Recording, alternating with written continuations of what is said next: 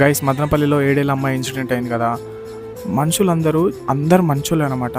Human బ్రెయినే చెడగొడుతుంది.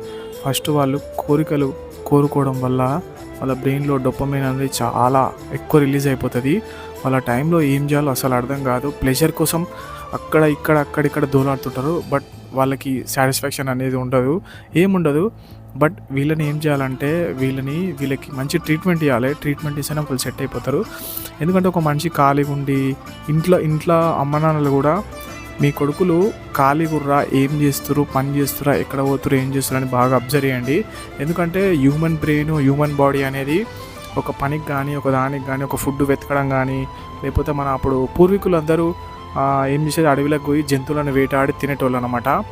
అదొక release అయిన డోపమైన్కి, మనం హ్యాపీనెస్కి, దీనికి ఫుడ్కి గిడ్డుకి అన్నికి సంబంధించి ఉంటుంది. బట్ వీళ్ళు ఆరామ్సే ఇంట్లో అన్నం వస్తుంది, కూర వస్తుంది, అంచి తింటారు, ఒంట్లు పంతురు. దానివల్ల ఉన్న మనిషి కూడా చాలా బ్యాడ్గా తయారవుతాడు. ఎందుకంటే బ్రెయిన్ కంట్రోల్ చేయలేరు.